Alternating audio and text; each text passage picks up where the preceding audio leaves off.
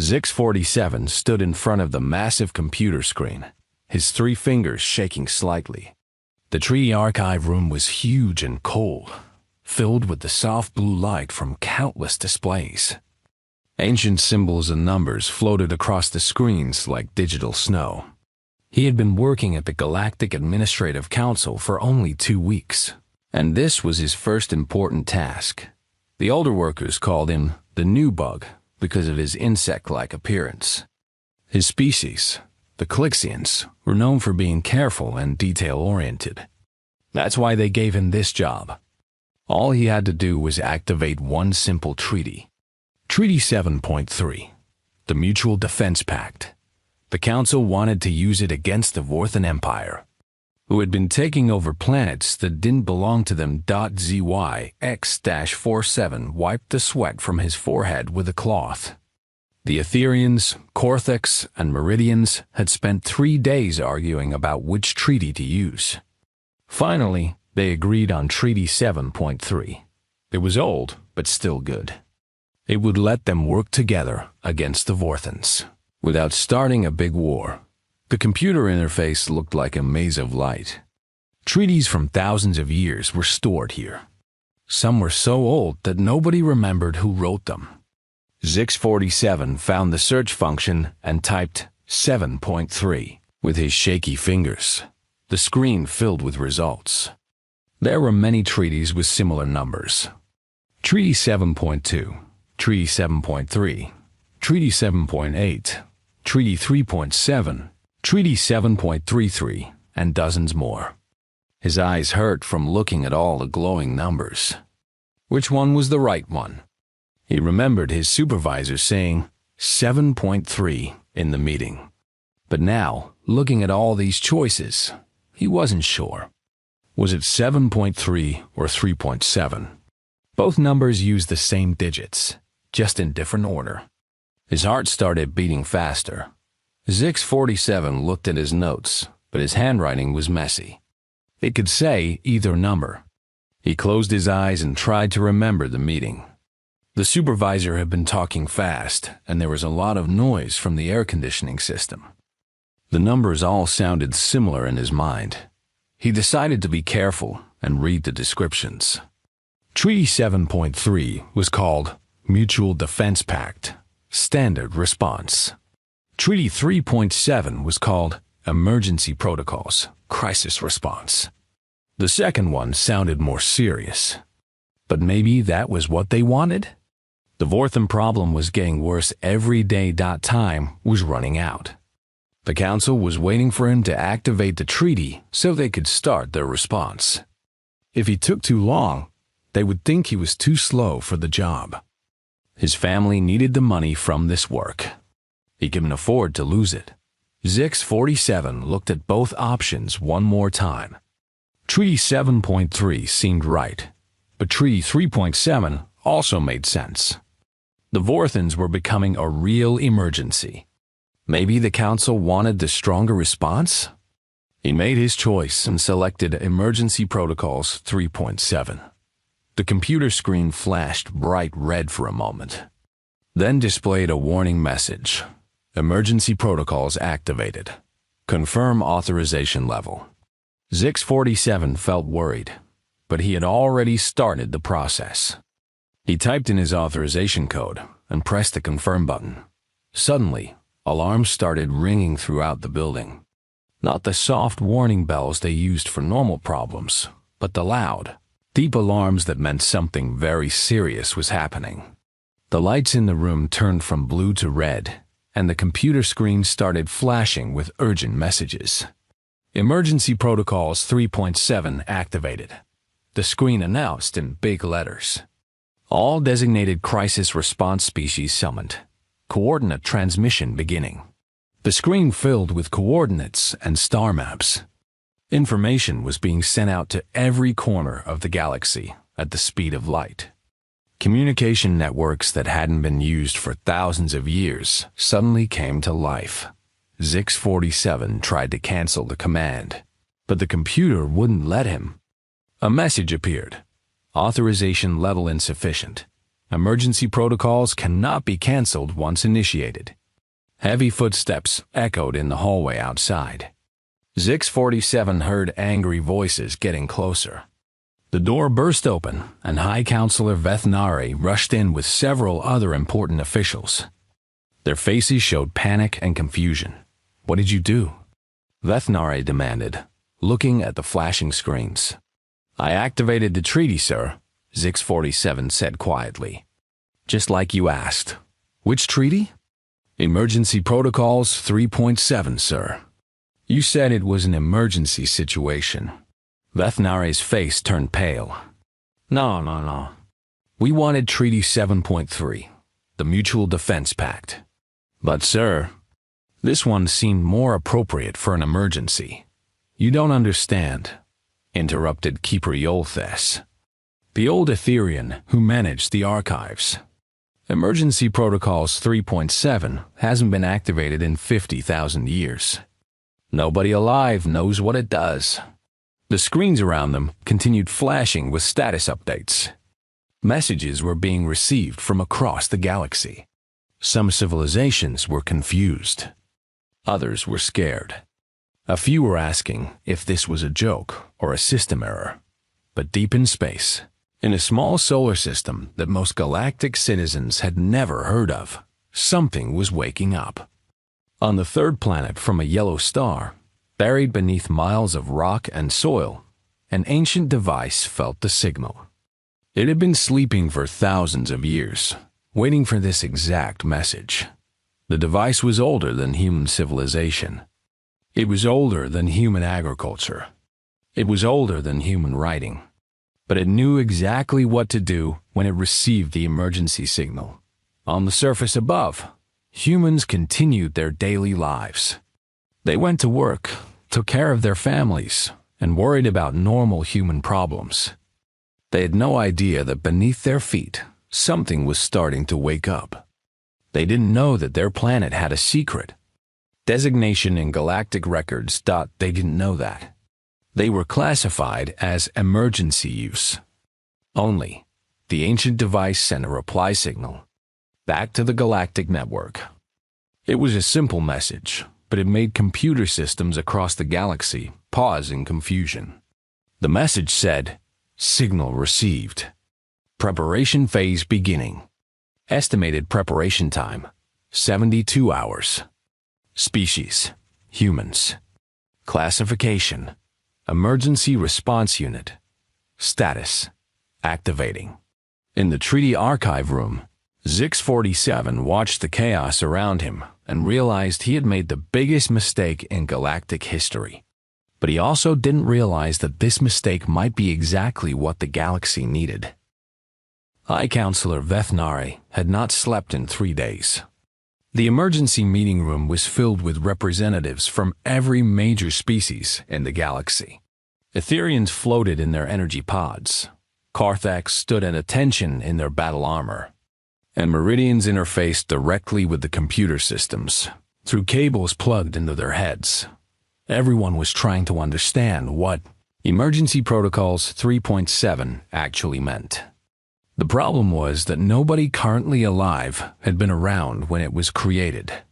The treaty was older than most civilizations.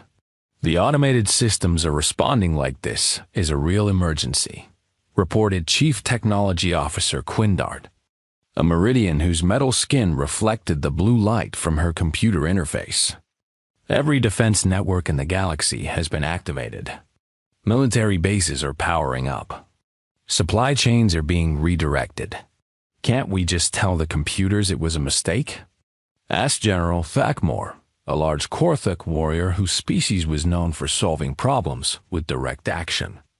"We tried," Quindart replied. "The system says our authorization level is too low. Emergency protocols can only be canceled by someone with Ancient Authority clearance." "What is Ancient Authority clearance?" Vethnari asked. "We don't know. That classification level doesn't exist in our current system." Keeper Yolthes, the elderly alchemist, had been quiet during most of the discussion. She was one of the oldest beings in the galaxy, and she remembered stories that others had forgotten. Now she spoke slowly, her voice filled with concern. "I need to check the restricted archives," she said. "There are files from before the current galactic government. Files that are sealed unless there's an actual emergency." "How restricted?" Vethnar asked. "I haven't looked at them in over 20,000 years. I wasn't sure they were real." Yulfes left the meeting and went deep into the archive building, down to levels that required special permission to enter. She passed through security doors that scanned her DNA, her thoughts, and her intentions. Finally, she reached a room that had been sealed. For so long, the dust covered everything. The computer in this room was different from the modern systems. It was older, built by the previous galactic civilization. When Yulfes activated it, the screen showed symbols that most current beings couldn't read.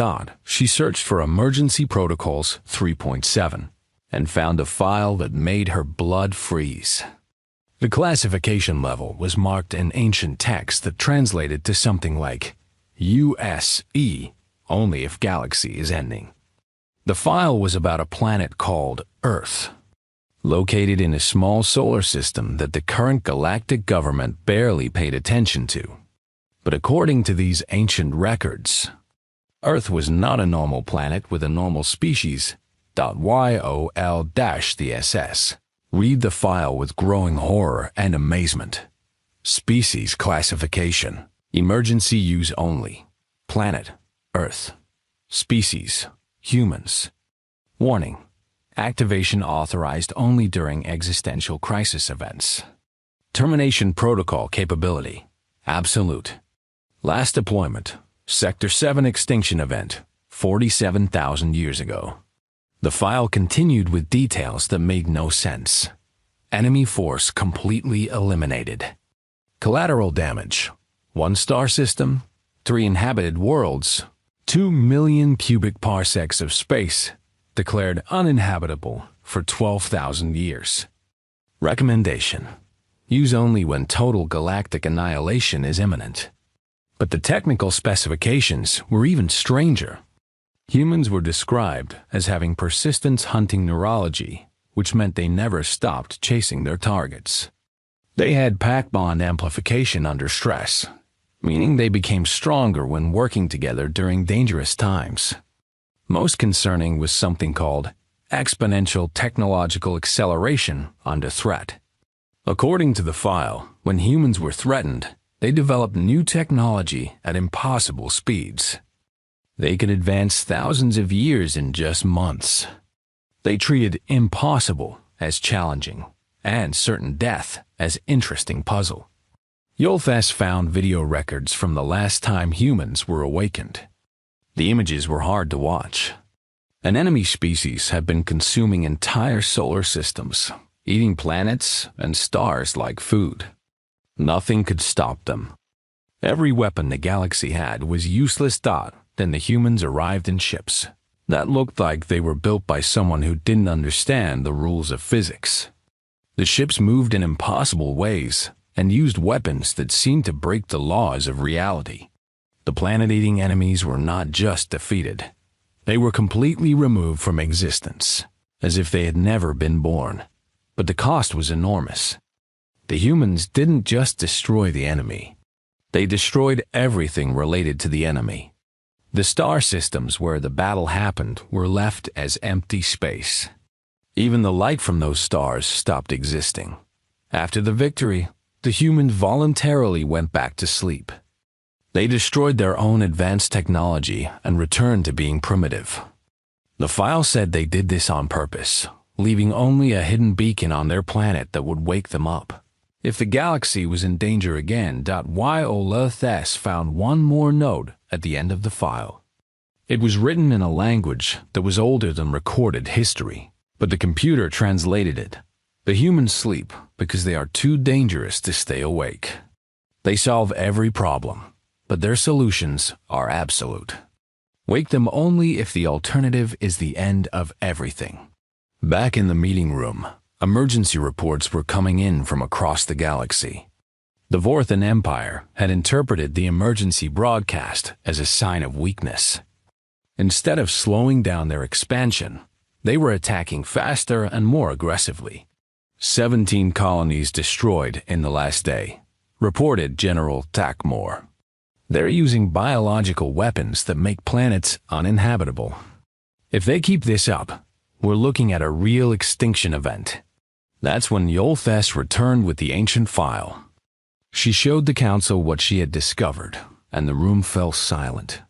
So let me understand this, Bethnari said slowly. We accidentally woke up a species that was designed to solve impossible problems.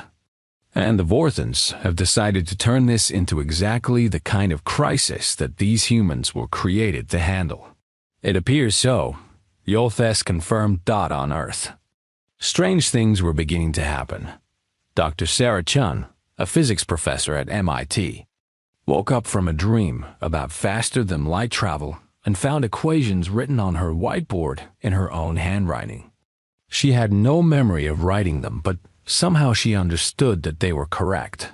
Marcus Thompson, a logistics coordinator for a shipping company, started designing supply chains for military operations he had never heard of. The designs were incredibly complex, but they felt natural to him. Like he was remembering something he had always known.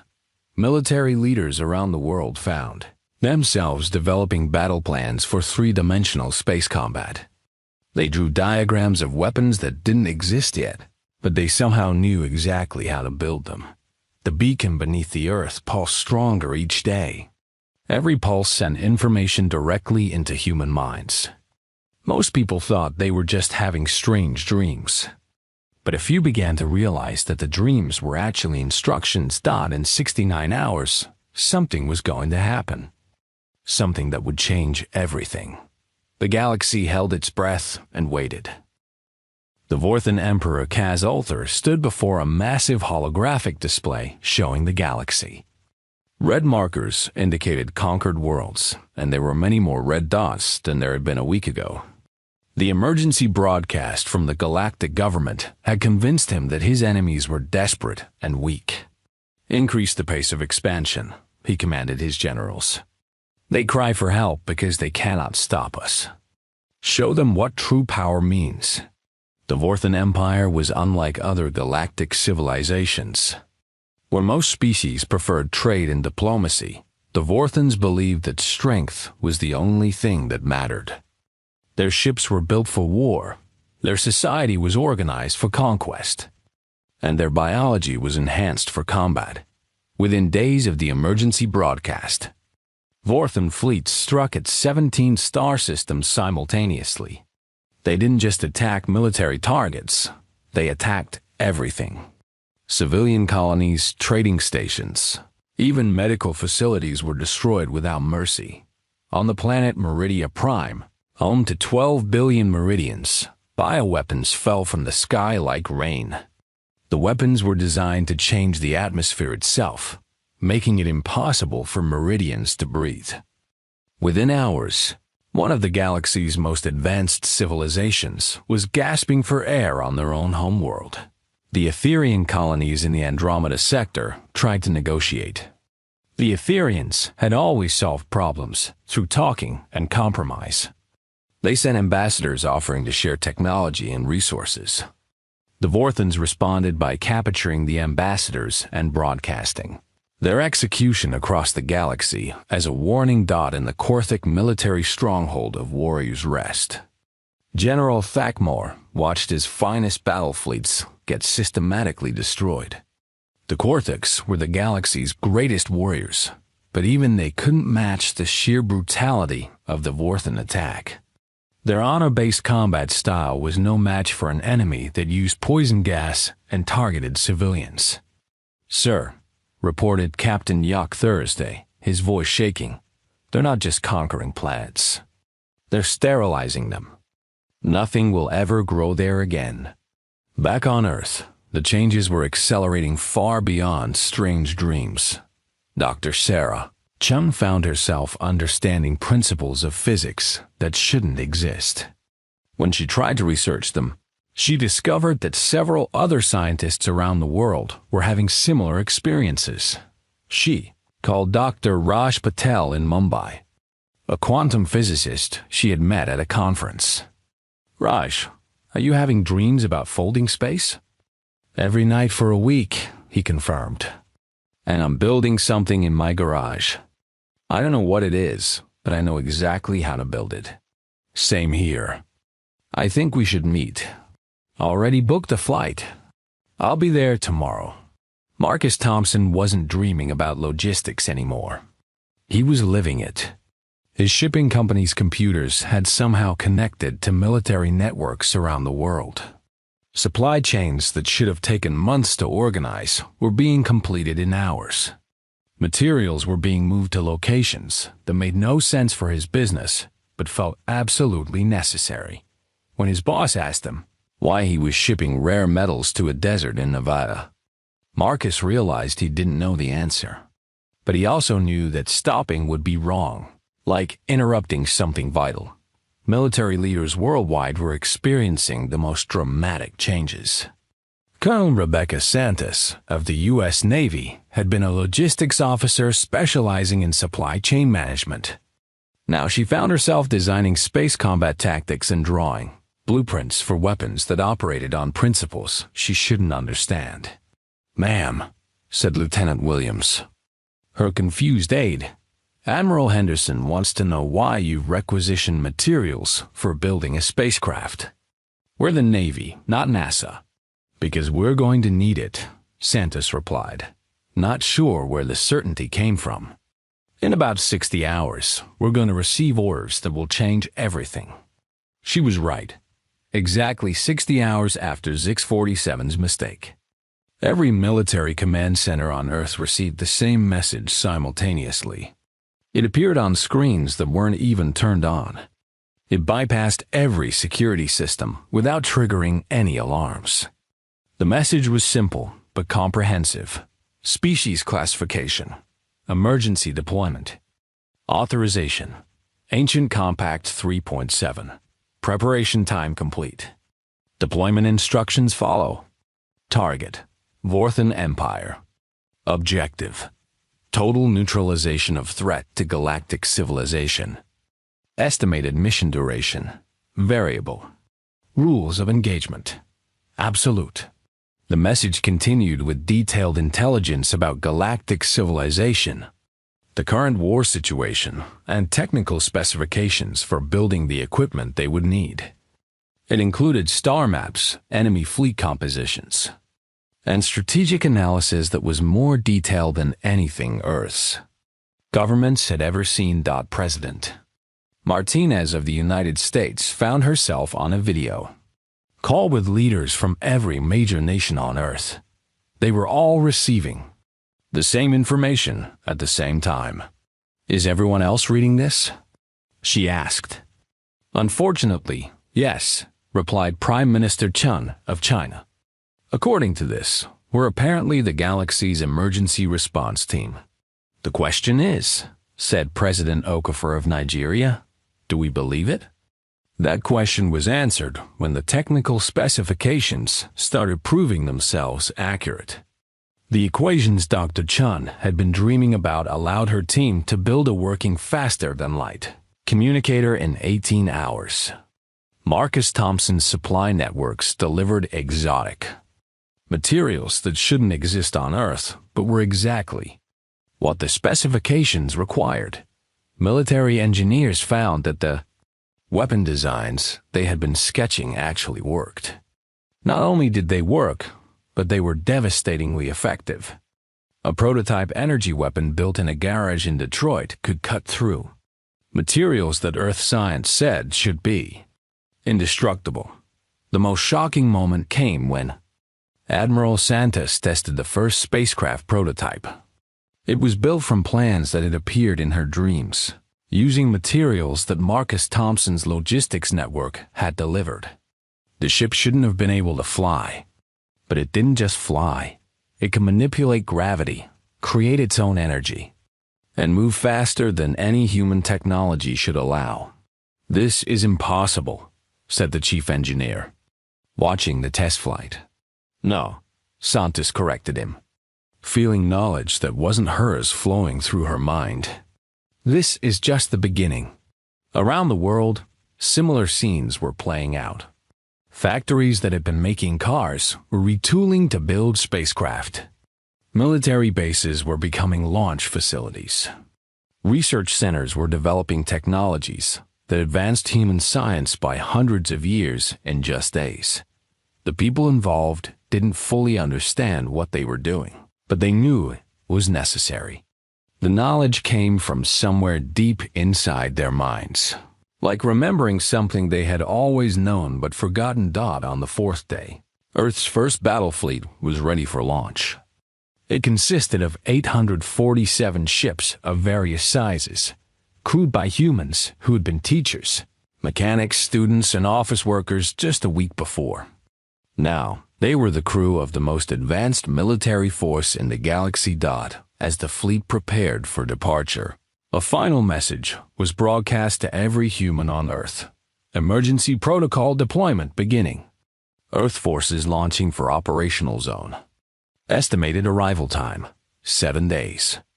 Mission status, confirmed. Threat assessment, total galactic extinction imminent. Response authorization, absolute. The last part of the message was different. It felt more human, as if it was coming from the departing fleet rather than the ancient beacon. We'll take care of this. We always do. Admiral Santos, now commanding the flagship of a fleet she didn't remember building, sent one final transmission to Earth as they departed. This is Admiral Santos of the Terra Emergency Response Fleet. We are en route to prevent galactic extinction. Estimated return time unknown. Tell our families we'll solve this problem and come home. The fleet disappeared into faster-than-light travel, leaving Earth behind. On the planet's surface, the beacon finally went quiet. Its job was done. The emergency response team was activated and deployed. Now came the part that the galaxy had been dreading for 50,000 years. Finding out what humans do to species that threaten the continued existence of life itself. The first indication that something had changed in the war came from a Vorthan scout ship, patrolling the edge of their newest conquest. Sensor operator Veshkalar was monitoring empty space when her instruments detected something impossible. "Sir," she reported to Commander Thilvorgak, "I'm reading 847 objects approaching our position, but they don't match any known ship design in our database." "Show me," the commander ordered, the main display filled with images of ships that looked wrong. They were asymmetrical, built like they were designed by someone who didn't care about traditional engineering principles. Some were large and angular, others were small and curved. None of them followed standard galactic design rules. What species builds ships like that? Veshkalar wondered. "Unknown," replied the commander. "Send a warning transmission. Tell them to identify themselves or be destroyed." The response came immediately, transmitted on all frequencies in perfect Vorthan language. "This is Admiral Rebecca Santos of the Terra Emergency Response Fleet. You are conducting unauthorized warfare against civilian populations. Cease all hostile operations immediately and withdraw to your original territorial boundaries. You have 30 seconds to comply." Commander Thilvorgak had never heard of humans or Terra, but the tone of the message offended him. How dare an unknown species make demands of the mighty Vorthan Empire? "Unknown vessel," he transmitted back. "You are addressing the Vorthan Empire, conquerors of 17 star systems. You are clearly primitive and outnumbered. Withdraw immediately or be annihilated." The reply came with what sounded like amusement in the alien voice. "Incorrect. You are outnumbered 1-to-1, and that is sufficient. Engaging now." What happened next was recorded by every sensor in the Vorthan fleet and would later be studied by military academies across the galaxy. It wasn't a battle in any traditional sense. It was a demonstration of technology and tactics that redefined what was possible in space combat. The human ships moved in ways that violated the known laws of physics. They accelerated without showing any energy signatures. They turned at angles that should have destroyed them. They fired weapons that seemed to operate on principles that no galactic civilization understood. Commander Thulvorgak's ship, a heavy destroyer designed to destroy entire space stations, found itself surrounded by 3 small human vessels. They weren't trying to destroy his ship. They were carefully dismantling it. His weapon systems went offline, then his shields, then his engines. Within minutes, his ship was powerless but undamaged. How are they doing this? Veshkeller asked, watching her instruments show impossible readings. I don't know, the commander replied. But he was beginning to feel something Vorthons rarely experienced: fear. Across the Vorthon fleet, similar scenes were playing out. Massive dreadnoughts that had destroyed planets were being systematically shut down by human ships a fraction of their size. The humans didn't seem interested in destroying the Vorthon vessels. They were neutralizing them with surgical precision. The engagement lasted exactly 17 minutes. When it was over, the entire Vorthon patrol fleet was intact but powerless. Not a single Vorthon had been killed, but their ability to wage war had been completely eliminated. Admiral Santos opened a communication channel to the Vorthon flagship. Commander Thulvorgak, your fleet has been neutralized. Your crews are unharmed. You will retreat to your original borders immediately. Any further aggression against civilian populations will result in escalated response. What are you? Thulvorgak demanded. We're humans, and we're here to solve a problem. News of the engagement spread rapidly through Vorthon communication networks. Emperor Kaz-Ulthar received the reports with disbelief and rage. Some unknown species had humiliated his forces without even trying to destroy them. This was unacceptable. Send the primary battle fleet, he ordered his generals. 10,000 ships. Obliterate these humans and show the galaxy what happens to those who oppose us. But sir, ventured General Yog-Thular, if they could disable an entire patrol fleet in 17 minutes, they caught us by surprise, the Emperor snapped. Our main fleet will be ready for them.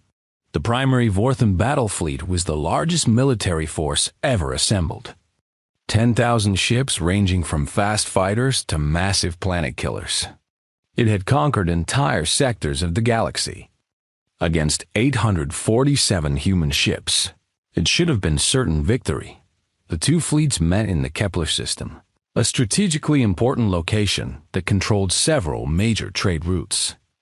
The Vorthon formation was traditional and overwhelming, a massive wall of firepower designed to destroy everything in its path. The human formation looked chaotic by comparison. Their ships were scattered across a huge area, not following any recognizable tactical pattern. To Vorthon observers, it looked like the humans had no idea what they were doing. Overlord Kaz-Thul, commanding the Vorthon flagship, opened communications. Human fleet, you are outnumbered 10,000 to 1. Surrender now and your deaths will be quick.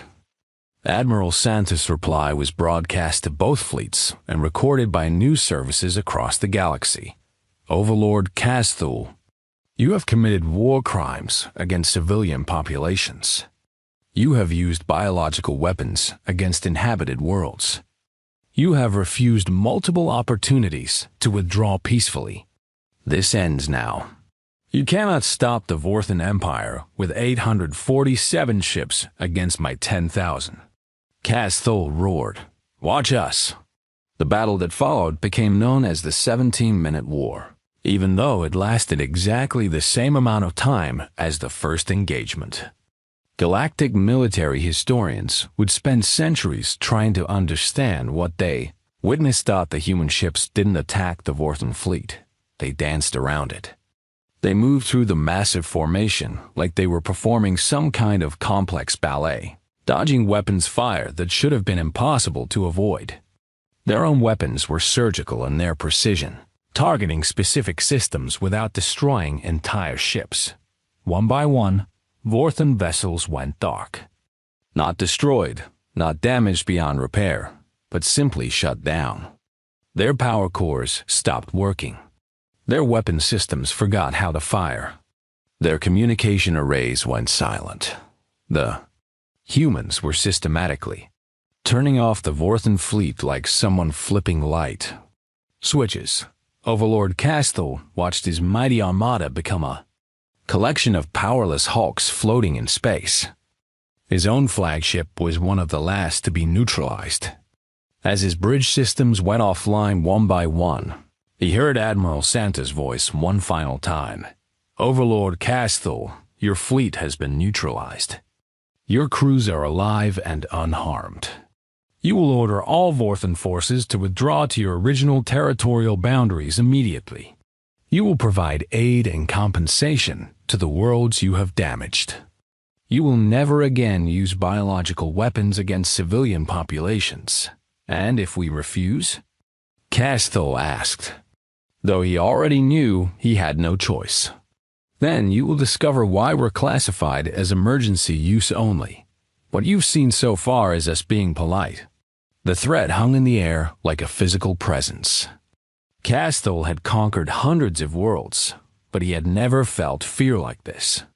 These humans had destroyed his entire fleet without killing anyone, using technology that seemed impossible.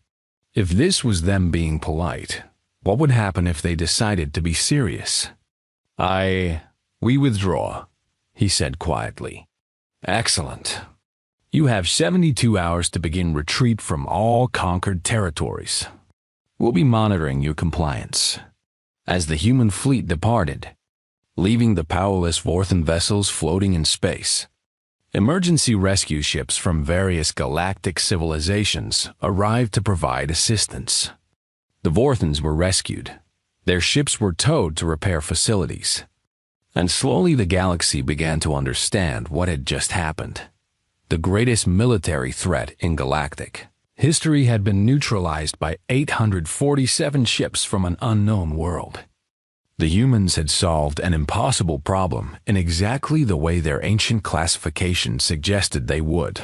Completely, efficiently, and with a restraint that was almost more terrifying than if they had simply destroyed everything across the galaxy. Civilizations that had been preparing for extinction began to breathe again. The emergency was over. The humans had solved the problem, but now everyone wanted to know, what exactly were these humans, and why had the galaxy's ancestors been so afraid of waking them up? In the aftermath of what historians would call the 17-minute war, the galaxy found itself in a state of peace. The Vorthan Empire, true to their forced promise, had begun withdrawing from conquered territories. Their military forces were busy helping repair the damage they had caused instead of causing more destruction. But peace wasn't the only thing the galaxy had gained. They had also gained questions. Lots of them. High Counselor Vethnari stood in the emergency council chamber, looking at reports from across the galaxy. Everyone wanted to know the same thing. Who were the humans and where had they come from? "The human fleet has taken up position in the Outer Rim," reported Chief Technology Officer Quindart. "They're not attacking anyone, but they're also not leaving. Our long-range sensors can barely detect them. Their technology is unlike anything in our databases." "Have we tried communicating with them?" asked General Thakmor.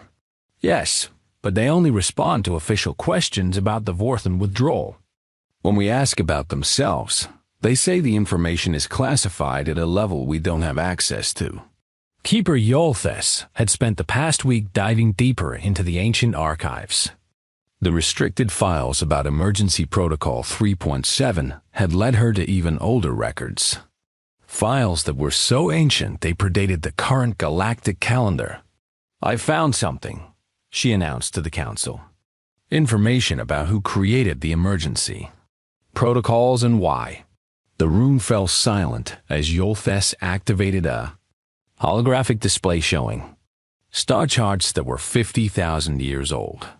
The current galactic civilization isn't the first, she began. Before us, there was another group of species who controlled the galaxy. They called themselves the Gardeners, and according to these records, they were far more advanced than we are today. The display showed images of beings that looked nothing like any current galactic species. They seemed to be made of energy as much as matter, and their technology appeared to work by manipulating reality itself. 50,000 years ago, the galaxy faced an extinction-level threat. Entities from outside our reality were consuming entire star systems, not conquering them, eating them. These beings could devour the energy of stars and planets, growing stronger with each meal. Images appeared showing the enemy, dark shapes that seemed to absorb light itself.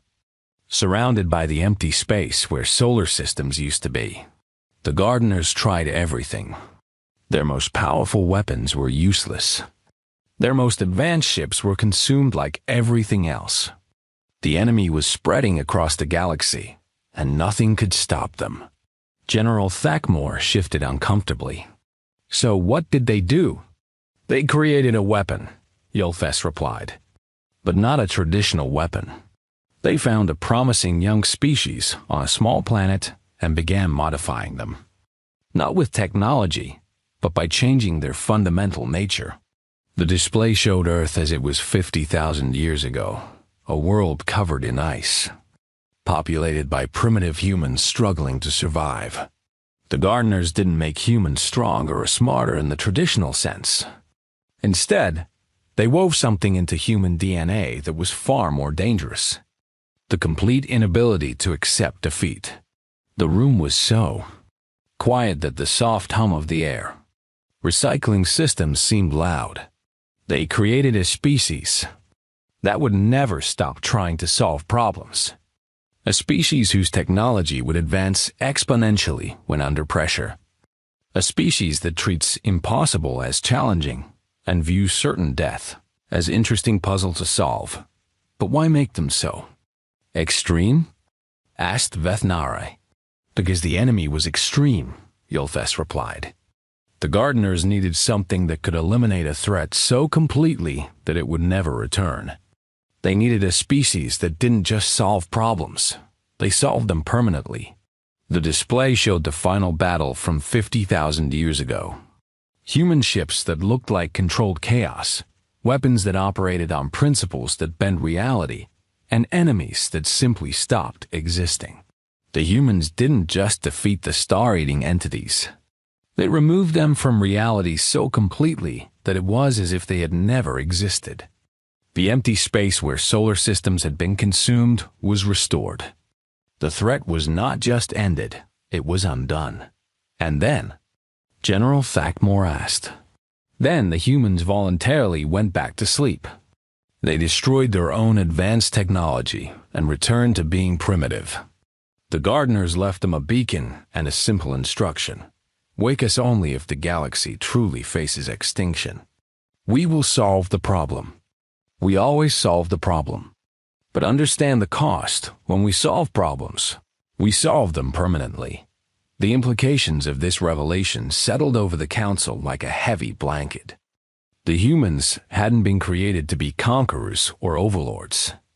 They had been created to be guardians, but guardians whose methods were so absolute that they could only be used when the alternative was the end of everything. So they're not naturally this advanced? Quindard asked. No. According to the records, when they're awake and active, they advance technologically at an impossible rate. But when the crisis is over, they voluntarily return to a primitive state. They sacrifice their own advancement to protect the galaxy from their own capabilities. At that moment, a communication signal came through the Council's main screen. It was Admiral Santos, calling from the human fleet in the Outer Rim. "Hi, Counselor Vethnare," she said. "We understand you've been researching our origins. We're calling to inform you that our mission is complete. The Vorthan threat has been neutralized. Their withdrawal is proceeding on schedule. and galactic civilization is no longer in danger of extinction. Admiral Santos, Bethnari replied. We've learned about your people's history. We understand what you are and why you were created. We want you to know that the galaxy is grateful for your intervention. Santos smiled, but there was something sad in her expression. We appreciate that, Counselor. But our time here is ending. Emergency Protocol 3.7 is now concluding. Earth forces will stand down and return to monitoring status. You're leaving? We're returning to dormancy. It's what we do. We wake up when the galaxy faces extinction. We solve the problem, and then we go back to sleep. It's safer for everyone that way. But the galaxy could benefit from your technology, your knowledge. No, Santos interrupted gently. We've learned that lesson before. Our technology is too dangerous to exist permanently. When humans are awake and active, we don't just solve the immediate problem. We solve every problem we encounter. We improve everything we touch, but our improvements are so absolute that they eliminate choice and diversity. She paused, looking at something off camera. In our previous awakening, after we eliminated the star-eating entities, we started improving other species. We made them more efficient, more logical, more perfect. We nearly turned the entire galaxy into a single, homogeneous civilization. The gardeners had to stop us and convince us to return to dormancy voluntarily. The council members exchanged worried glances. The humans weren't just powerful. They were so powerful that their help could be as dangerous as any threat they were designed to fight. So you're going back to Earth? Bethnari asked. Yes, our ships will be deactivated. Our technology will be sealed away. Our people will return to their normal lives, and over time, the knowledge of this awakening will fade from human memory. Only the beacon will remain, waiting for the next crisis. How long until you forget? A few generations. Our children will grow up thinking this was all just a strange dream their parents had. By the time their children are adults, humanity will be back to being a primitive species on a small planet, unaware of the galaxy around them. Dr. Sarah Chun's voice came through the communication system. She was back in her laboratory on Earth, looking at equations that no longer made sense to her. It's already starting, she said. The advanced knowledge is fading from our minds. It's like waking up from a very vivid dream and trying to remember the details. I can feel it slipping away. Marcus Thompson appeared on the screen next. My supply networks have been shut down. All the exotic materials have been returned or destroyed. In a few days, I'll go back to shipping normal cargo and wondering why I have strange dreams about space logistics. Admiral Santos looked directly at the camera. Counselor, we want you to understand something important. We don't consider this a sacrifice. This is who we are. We're not meant to rule the galaxy or guide its development. We're meant to be the emergency backup system, the last resort when everything else fails. Will we see you again?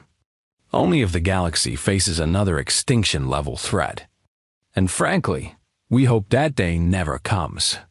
The transmission ended, and the council chamber fell silent again. Over the following days, they watched as the human fleet simply vanished. Their ships didn't explode or fly away. They just stopped existing, as if they had been turned off like lights. On Earth, humans returned to their normal lives with only vague memories of strange dreams. Scientists found notebooks filled with equations they couldn't understand. Military leaders discovered battle plans for weapons that didn't exist. Everyone agreed that it had been a very unusual few weeks. But nobody could quite remember why. The beacon beneath the Earth went silent and would remain silent until the galaxy needed humanity again. Zix 47. The intern, whose mistake had started everything, found himself promoted to senior archive specialist.